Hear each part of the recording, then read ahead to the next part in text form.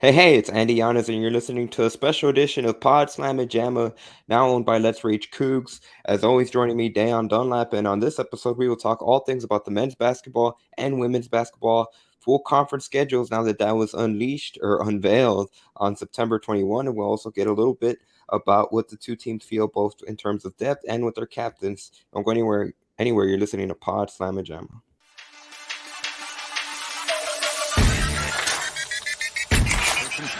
After the penalty, look at the time he has, and look at the throw and catch.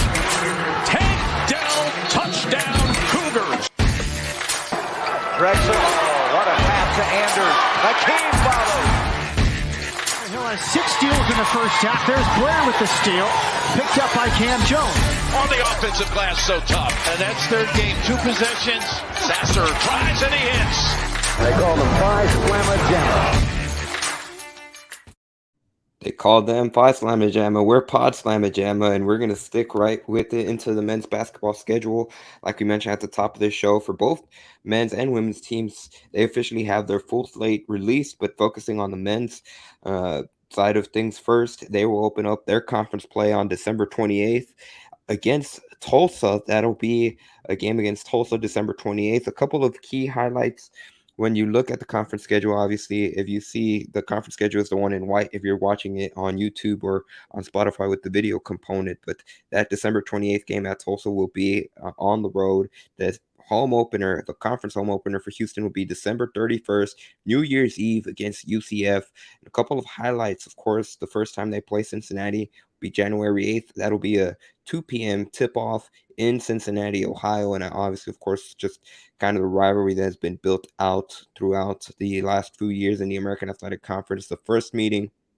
between Houston and Memphis will be late, as it kind of has become tradition the last few years. They won't meet the Tigers until February 19th.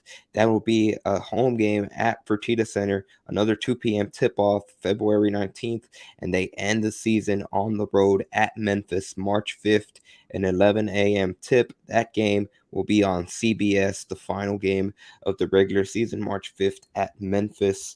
And obviously, of course, the non-conference schedule had been released a while prior, but that non-conference slate is highlighted by matchups like November 20th against Oregon. That's on the road. And then obviously, of course, the big rematch after last season, December 10th against Alabama. That game will be at Fertitta Center. But Da'Yon, off the bat, you look at the conference schedule now is officially released. A couple of CBS games. The other game will be against Cincinnati. But just your overall thoughts, takeaways when you look at the official schedule. Yeah, you say the conference schedule or just overall? Let's focus on conference only since that was released Okay. yesterday. But I Precinct, mean, yeah. yeah. Well, let's start starting with the conference. Of course, immediately I look for that Memphis game. That's the first game you Mm-hmm. look for as a Houston fan. I'm sure as a Memphis fan, so that one sticks out. But I'm also looking at that UCF game. UCF game, they're bouncing. I think they're going to have a better year than they had last year, and that's during the Christmas break. December 31st will be at Houston. Then SMU, should say post Kendrick Davis. I want to see what they're going to look like because they were so dependent on of Davis, and now with him in Memphis, that's going to be something to see. So I'm not only going to see how he impacts Memphis, but I want to see how SMU replaces him along with their coach. And right after that is Cincinnati, and so I think it's going to be 3 tough games back to back: UCF, SMU, and Cincinnati. Those are 3 tough games back to back, and we know that in the past Tulsa has gave Houston fits on the road, and so conference play. I think the start of conference play is going to be tough. I think Houston is going to kind of really find out who they are in conference play once it starts early. Non-conference schedule isn't as tough as it probably in other schools, but we talked about that earlier. But I think the conference schedule, Houston's going to kind of find out who they are early in the conference schedule. Yeah, and I mentioned that 2 CBS games, one of them, like you alluded to, the final game in the regular season against Memphis. It's kind of become a tradition for the last, I believe it'll make 3 straight seasons. Um, because I know the 2019-20 season ended against Memphis. That was a home game, but that game was also on CBS. 2021 ended at Memphis, I believe that's correct, and that was also that 11 a.m. tip-off, and obviously, of course, this past season ended at Memphis. So that's kind of become a tradition in the way the American structures that schedule. The other CBS game will be January 28th.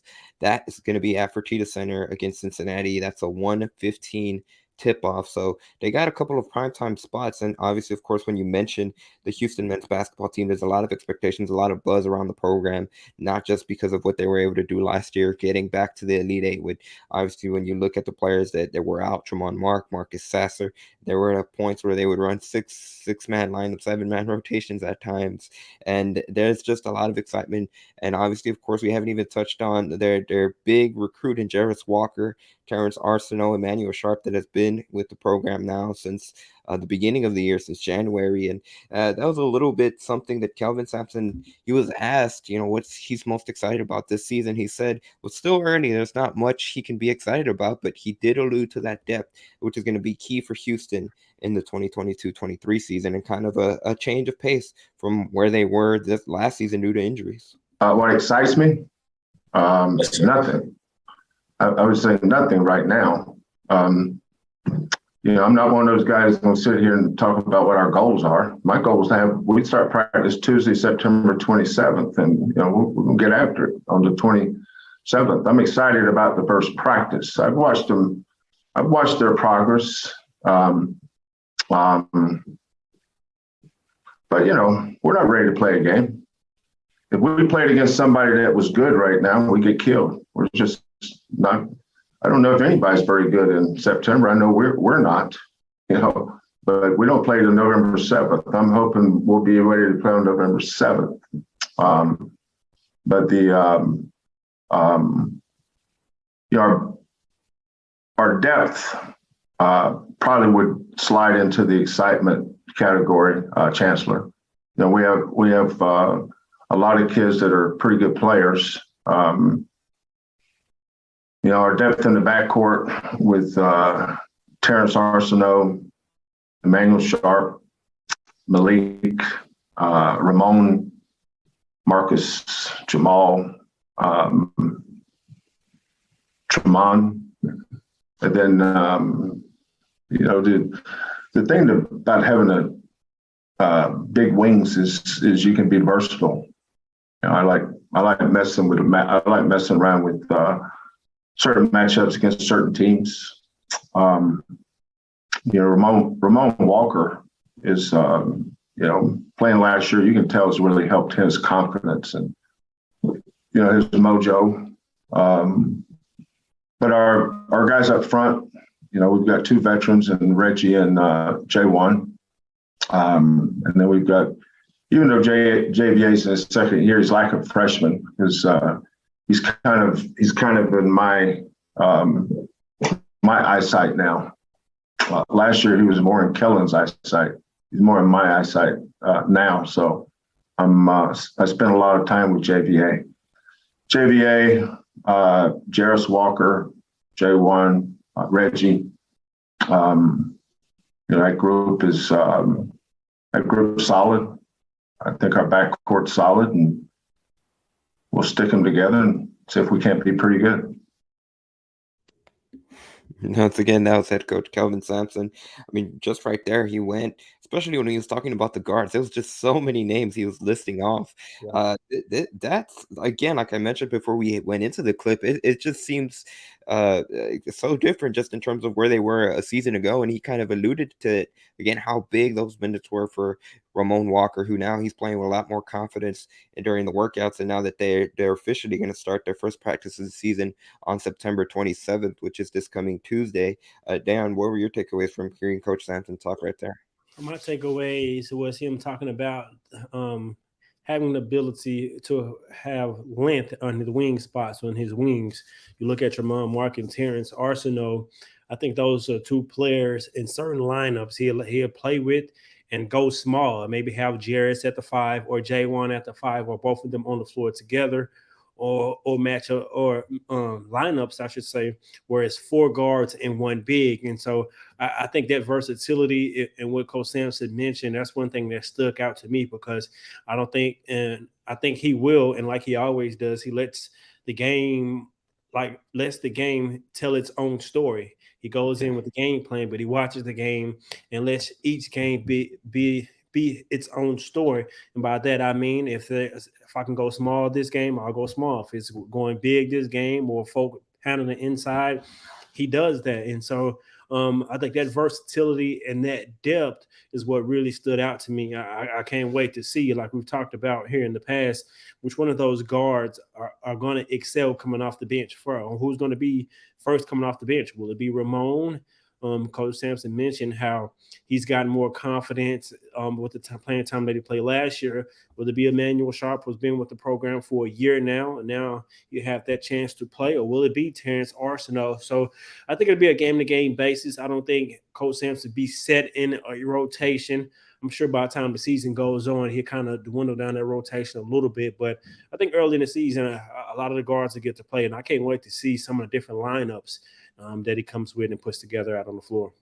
Yeah, absolutely. It's a kind of add-on to your point on something Kelvin mentioned during his availability today, is that, when it comes to players, and obviously, of course, the big name is Marcus Sasser, and him deciding to return with entering his name in the NBA draft and potentially choosing to keep his name there. He's coming back, but I'm going to paraphrase because I can't remember the exact quote off the top of my head, but Sampson mentioned, whenever you're paying rent, it doesn't, even though just because you pay it off in 1 month, you still have to pay it the next month, and it continues on and on. And that's something that, it kind of transitioning to the Houston perspective. It's something that's kind of how Kelvin approaches things, where, like you mentioned, it could be different, each game, depending on what the situation goes, how the matchups go, and just in terms of who's having a great game during a specific matchup.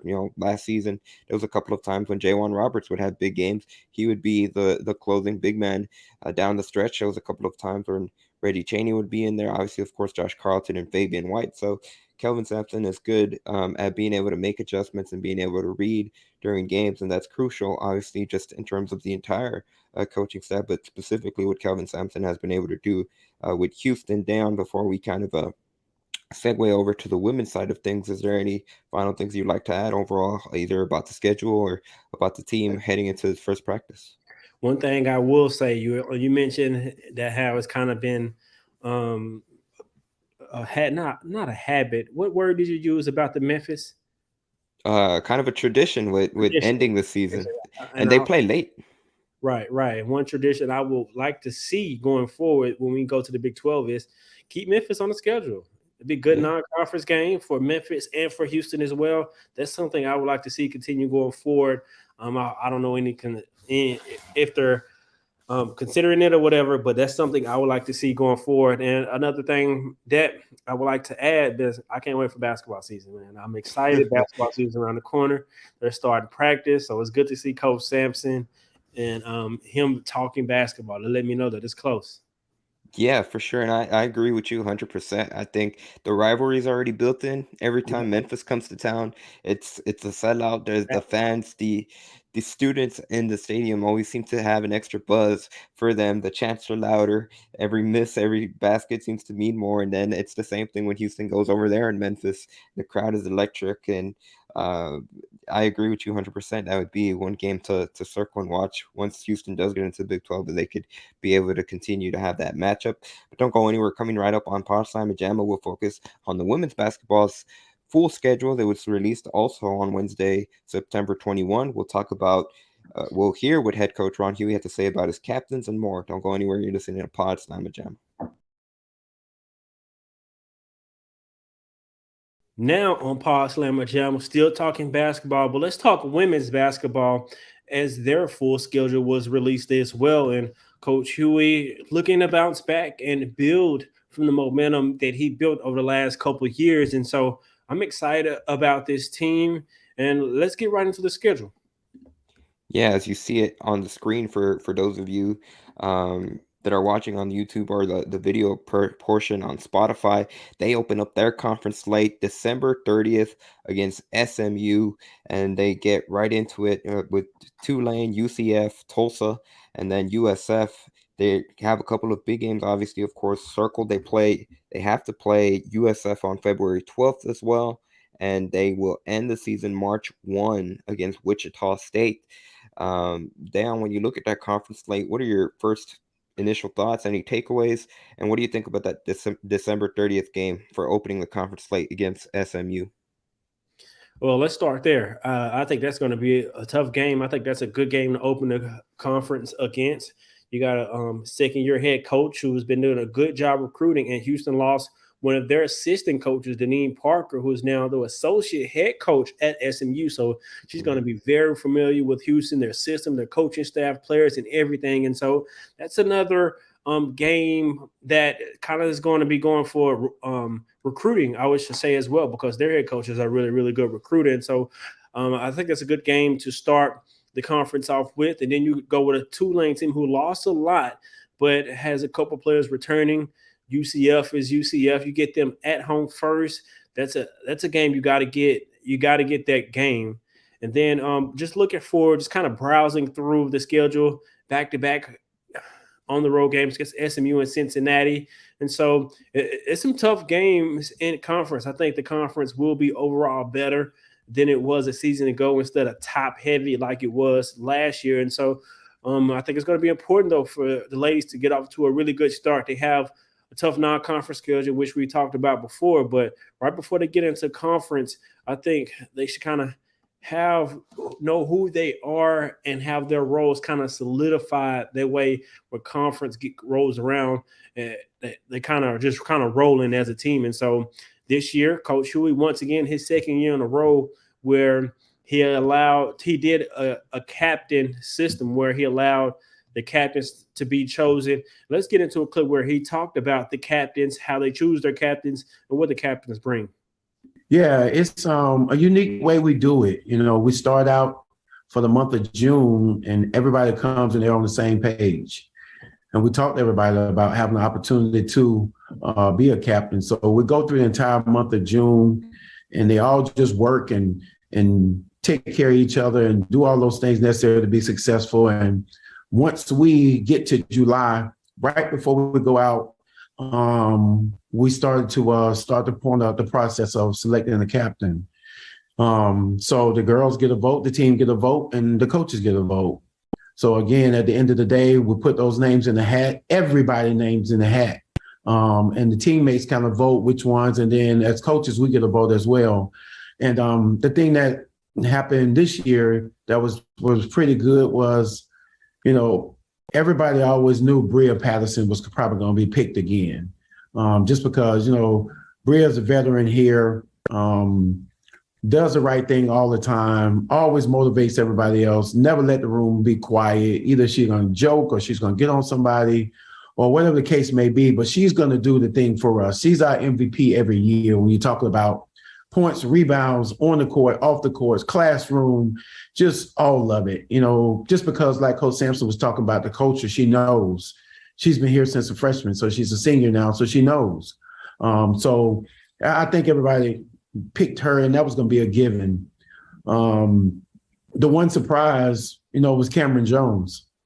Cam worked her tail off to get to this point, but she wasn't always as vocal. She wasn't always as caring to people because she's so competitive all the time. She wasn't always willing to help when she's on the floor a lot too, because she was always trying to get herself ready so she can play, so she can get herself taken care of. And so as we start to go along, and Bria and Layla and those kids start talking about, you know, getting out of yourself and getting more into the team, I think that hit home with her. And I think that was the thing that got her over the top with her teammates, because she started to, on top of all that hard work that she does every day, Cam got 10,000 made shots this summer. She was one of 3 players that came in every day, 10,000 made shots this summer on their own time. And just applause her work ethic. And once she started to give her teammates some of that love, pulling them in the gym, helping them on the court, working just as hard as they are, getting them to work just as hard as she is. I'm sorry. That's when things start to really roll for her. And we as coaches saw it start to happen. And when you start to see it, you really start to pat yourself on the back. To like, man, at least I got one thing right.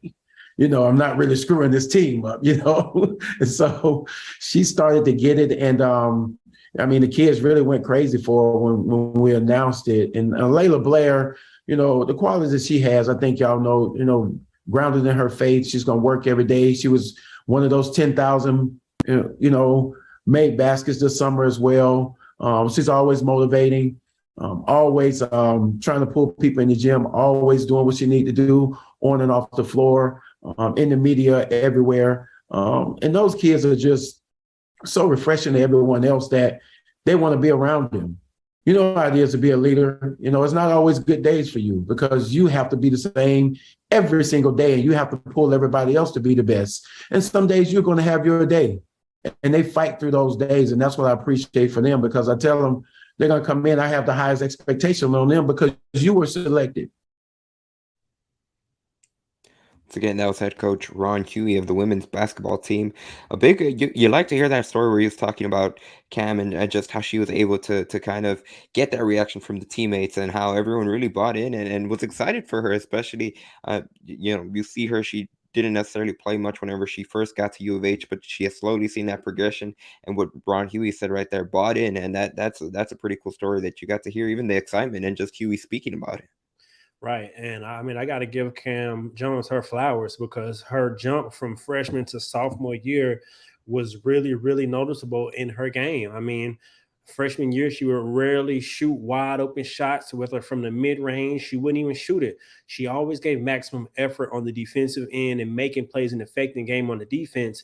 But what she did in her last year, her sophomore year, was she became more aggressive offensively and started to shoot those shots and started to make those shots. And we just opened up the floor overall for her and her teammates. And so with Coach Hughey just speaking about her work ethic and her becoming a more vocal leader, I think I'm expecting even more from her in this upcoming season. She did an outstanding job last year. And the coaching staff for Houston does a great job of developing players, men's and women's. You can go to the women's, you look at Cynthia Hawkins, Dorian Branch, Angela Harris before she left. And you look at Layla Blair, how she's been able to develop, to Cam Jones and so forth. The list goes on and on. Tatiana Hill, Bria Patterson. Every player has got incrementally better year by year. You got to credit the coaching staff and the work ethic that these ladies are putting in. So I'm very excited for Cam Jones. I'm also excited for Layla Blair. I think this year she had a lot of expectations last year, but I think this year should be really, really her coming out party and really just to be more consistent throughout the entire year instead of having stretches of games where she doesn't play as good as she's capable of. Of course, you're not going to shoot the ball well every single game. That's just how the game goes. But I think she will become a smarter basketball player. Her IQ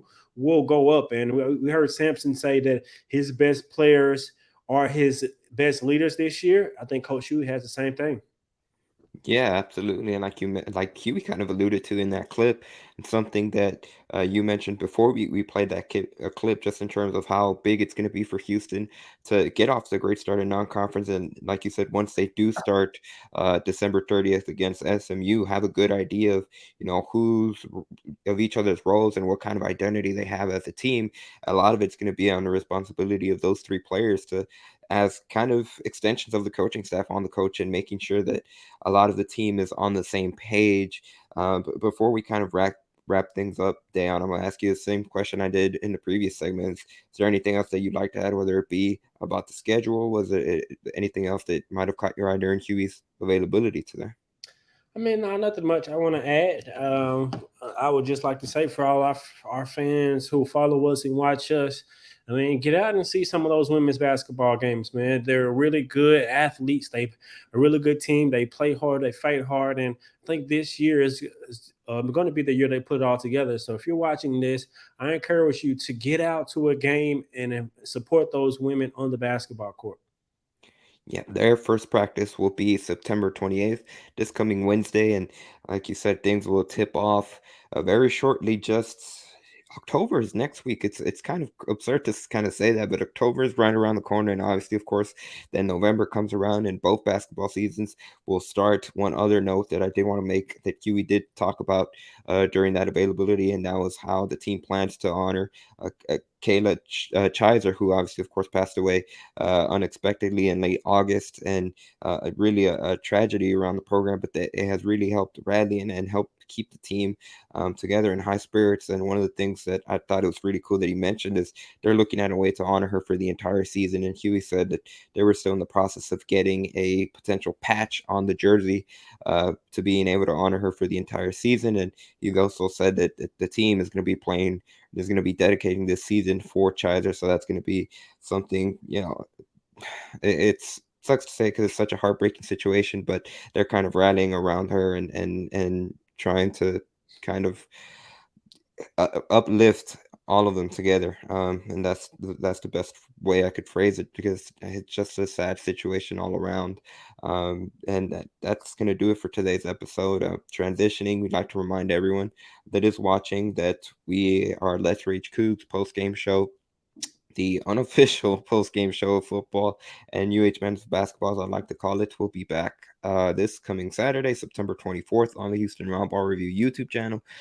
Wherever on the Houston Roundball Review YouTube channel, that will be streaming approximately 10 to 15 minutes after the Houston Rice game, as the Houston football team looks to get back on track against the Owls.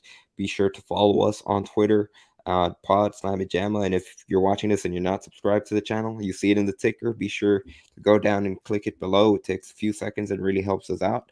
As always, Dan, I'll toss it over to you for the final words. Always great joining you, Andy. Man, you're doing a bunch of great work covering Houston writing as well. So make sure you follow Andy and follow me as well. And follow all of our Pawd Slama Jama accounts. But you can't end the podcast without saying go Coogs.